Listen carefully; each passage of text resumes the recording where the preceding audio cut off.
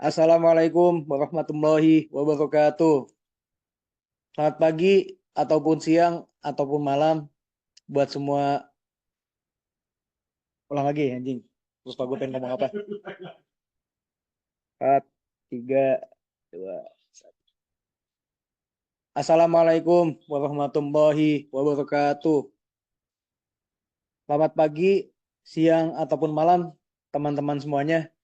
Kami adalah mahasiswa Institut Teknologi 10 November, yaitu dari kelompok 7 mata kuliah keselamatan pabrik kimia yang akan mempresentasikan final project kami yang berjudul Studi Hazard untuk meningkatkan keamanan operasional absorber. Oke, boleh di next. Oke, tak kenal maka tak sayang. Oleh karena itu, marilah kita berkenalan terlebih dahulu. Perkenalkan, nama saya Muhammad Miftahul Sri Ramadan, NNFP 5008-21134 atau biasa dipanggil Dani. Kemudian ada teman saya yang lainnya, yaitu Agil Cahya Putra dengan NLP 5008-21124. Kemudian ada teman saya lagi, yaitu James Ariko Daniel dengan NLP 5008-21120. Kemudian ada teman saya, yaitu Jerry Christian dengan NLP 5008-221142. Dan juga ada teman saya lagi, yaitu Javed Afzal, yaitu NLP-nya 5008-221133. Oke, next.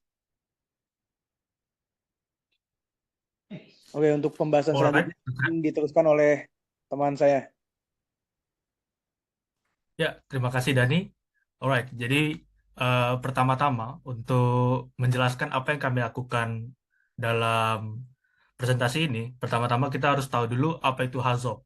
HAZOP atau kepanjangannya Hazard and Operability Study adalah metode sistematis yang digunakan untuk mengidentifikasi potensi bahaya atau hazard dan masalah operasional atau operability dalam suatu proses atau sistem.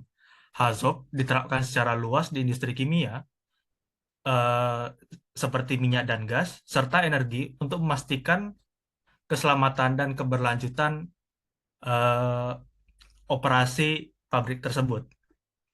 Nah, fungsi HAZOP sendiri itu adalah untuk mengidentifikasi bahaya serta masalah operasional dalam eh, eh, seiring kinerjanya pabrik tersebut itu berjalan.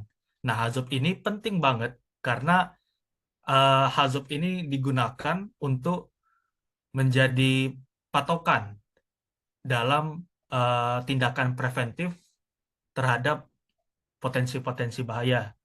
Nah, pada presentasi ini kami akan melakukan HAZOP Hazard and Operability Study absorber absorber yang mana eh, absorber itu sendiri itu memiliki potensi bahaya operasional seperti tekanan berlebih, kebocoran gas beracun, dan juga bisa deviasi parameter proses, alias parameter itu menunjukkannya salah atau tidak konklusif.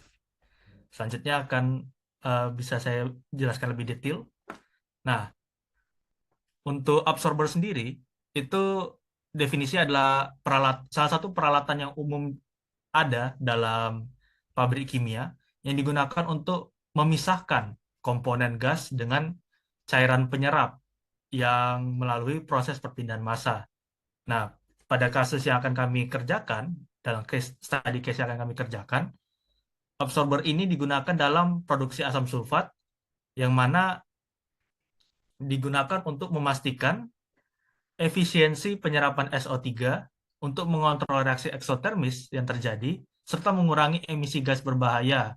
Seperti yang kita tahu, SO3 dan beberapa banyak gas lainnya itu bersifat korosif dan buruk bagi kesehatan manusia jika dalam konsentrasi yang tinggi. Untuk spek alat, ini adalah absorber 1. Jadi dalam studi kasus kami akan ada satu buah absorber, bahannya menggunakan carbon steel SA201 grade A. Dimensinya dia memiliki diameter 5,789 meter, tinggi total 8,7807 meter, dengan flow rate produk itu 81.229,7 kg per jam, tebal shellnya 1,1,1 1/8 inci, tebal tutupnya 1 inci 1/4 inci, dengan jenis packingnya berupa keramik bronze saddle. Ukuran packnya 1 inci dan jumlah plate-nya adalah 4. Nah, untuk penjelasan lebih lanjut alihkan ke akan saya serahkan ke teman saya lagi. Oke, baik.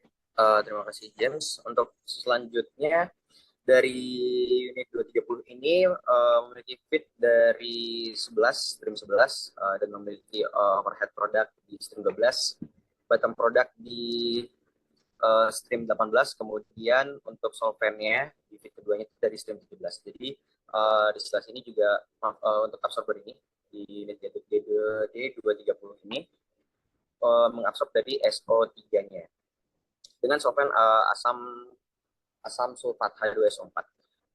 Jadi dari stream 11 ini terlihat bahwa SO3-nya memiliki limbah massa 51.410 menjadi 51.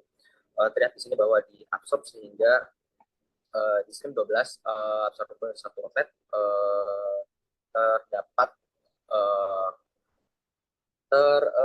berkurang sedemikian rupa.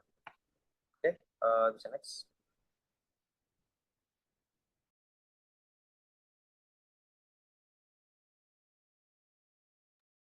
Oke, selanjutnya sebelum kita memasuki ke tahap penentuan hazab itu sendiri, di hazab itu sendiri terdapat apa namanya, parameter-parameter yang bakal digunakan untuk menentukan tingkat resiko dari hazab itu sendiri, setiap parameter ini. Jadi setiap resikonya nanti bakal dianalisis dengan risk matrix ini, yang mana R itu sendiri yaitu L kali S, L-nya sendiri yaitu likelihood, likelihood yaitu tingkat kemungkinan terjadi. Jadi semakin meningkat, jadi angkanya semakin tinggi. Dan S-nya itu sendiri yaitu severity, yang mana tingkat keparahan, seberapa parah. Nah, semakin parah itu terjadi, maka semakin tinggi juga angkanya. Nah, dapat dilihat juga dari parameternya masing-masing di sini yang kami gunakan. Di situ ada tingkat keparahannya, ada fatality, terus ada cacat permanen, cedera sedang, cedera ringan, dan tidak terjadi cedera. Yang mana ketika semakin tinggi angka risknya, itu semakin tinggi juga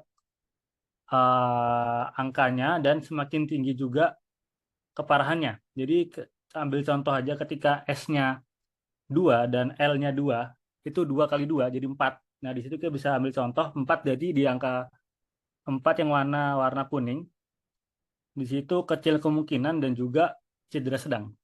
Jadi bisa kita ambil di tabel kedua, di situ berarti masuknya menengah low, yang mana itu dapat nilai resikonya 3 sampai dengan 6, yang mana FU dapat dijadwal kemudian, terus penanganannya dengan prosedur yang ada. Tapi ini tidak jadi patokan, nanti bisa menyesuaikan dengan prosedur-prosedur yang ada sesuai dengan parameter yang kita analisis itu sendiri.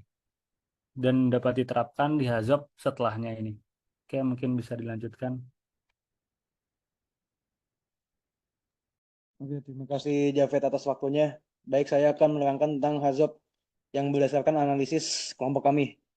Oke, dari case kami yaitu yang absorber tadi, kita ngambil datanya itu ada parameter, terus ada guide word atau deviation, kemudian ada possible cause, consequence, probability-nya tuh kita ambil per mount, terus severity, itu keparahannya, risk ranking-nya itu yang merupakan total dari probability dikali severity. Safeguard, kemudian ada residual risk sama action required. Oke, kita masuk ke parameter pertama yaitu laju aliran. Yang pertama-tama itu kita concern dulu yang di tinggi. Ketika laju alirannya itu tinggi, maka apa sih penyebabnya? Apa sih bisa menyebabkan apa sih?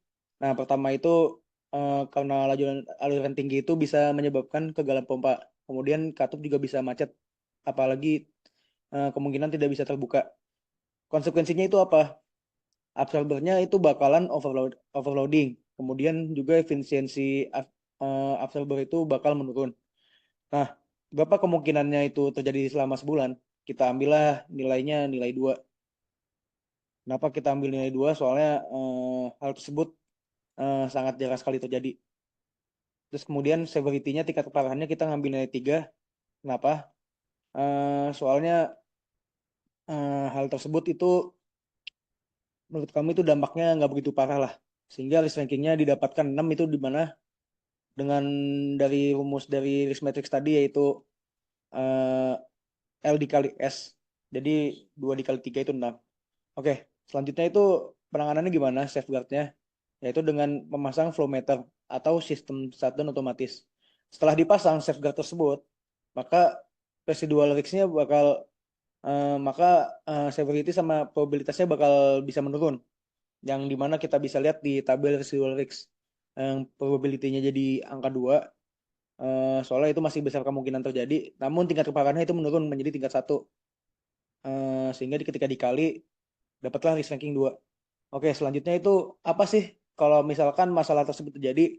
Jadi kita membutuhkan penanganannya seperti apa? Yaitu kita bisa menginspeksi katup tersebut secara berkala. Kemudian selanjutnya bisa melakukan kalibrasi pompa. Oke, kalau buat yang laju-lajuan sedang itu case-nya, cause-nya tuh bisa apa? Bisa menyebabkan gangguan aliran sebagian. Kemudian katupnya tuh tidak bisa sepenuhnya terbuka ataupun tertutup. Konsekuensinya tuh apa? Yaitu dapat terjadinya penurunan efisiensi absorber. Kemudian juga eh, terjadi peningkatan pelepasan SO2 yang terkendali. Probability-nya kita ambil nilai 2, soalnya hal tersebut tuh masih bakal jarang sekali terjadi. Kemudian tingkat keparahannya gitu kita ambil 2 juga, soalnya tingkat keparahannya menurut kami tuh tidak begitu parah lah. Didapatkan dari rankingnya tuh 4. Oke, eh, apa penanganannya itu dengan cara apa safeguard-nya? Yaitu pertama, memonitor tekanan atau flow secara real time. Kemudian kita memasang interlock system. Buat katup otomatis selanjutnya, kita bakal melakukan kalibrasi alat kontrol secara reguler. Oke, setelah dilakukan safeguard tersebut, bagaimana sih residual risk-nya? Kita dapat probability-nya nilai 2, severity-nya di angka 1, soalnya sudah menurun lah ya. Dan sehingga didapatkan risk ranking-nya setelah dilakukan safeguard itu nilai 2. Nah, apa action yang kita perlukan? Yaitu dengan cara melakukan kalibrasi pompa dan melakukan inspeksi katup secara berkala. Oke, kemudian kita analisis juga ketika laju alirannya rendah tuh bagaimana sih risk rankingnya. Oke, ketika laju aliran rendah itu bisa menyebabkan terjadinya sumbatan pada absorber, sehingga bisa menyebabkan kerusakan pompa. Konsekuensinya tuh apa ketika terjadinya hal tersebut bisa nyebabin absorpsi itu nggak bakal cukup, dan juga dapat terjadi pelepasan SO2. Probability-nya itu kita ambil nilai 3, dan juga severity-nya kita ambil nilai 4. Nah, risk ranking-nya kita dapatkan di angka 12. Angka tersebut masih begitu tinggi lah buat suatu pabrik lah ya. Dan itu harus di-concern juga, harus diperhatikan penuh. Oke, safeguard-nya kita analisis bahwasanya kita harus memasang sensor tekanan ataupun alarm aliran rendah. Oke, setelah dipasang kedua alat tersebut, maka probability-nya dan severity-nya menurun. Sehingga didapatkan probability-nya 2 dan juga severity-nya 1. Buat risk ranking-nya, seperti tadi, itu R sama dengan L dikali S, didapatkan nilai 2. Nah, buat action yang dibutuhkan tuh apa? Yaitu kita dapat melakukan perbaikan pompa yang segera serta membersihkan pipa. Oke, selanjutnya ke parameter selanjutnya yaitu temperatur. Kita analisis pada temperatur sedang maupun rendah. Apa sih yang terjadi saat temperaturnya absorber itu rendah? Nah, cause-nya itu dapat menyebabkan gangguan distribusi panas. Selain itu, katup bypass itu bisa terbuka sebagian. Nah, konsekuensinya itu apa dari hal tersebut? Absorber itu bisa menurun efisiensinya, kemudian juga laju reaksinya dapat terganggu. Buat probability-nya itu bisa terjadi, uh, bisa mendapatkan nilai 2. Buat severity-nya itu bisa dapat nilai 3. Soalnya hal tersebut ya lumayan parah lah ya. Dan risk ranking-nya kita dapat dengan perkalian probability dikali severity, kita dapat nilai 6. Langkah selanjutnya adalah safeguard itu bagaimana? Yaitu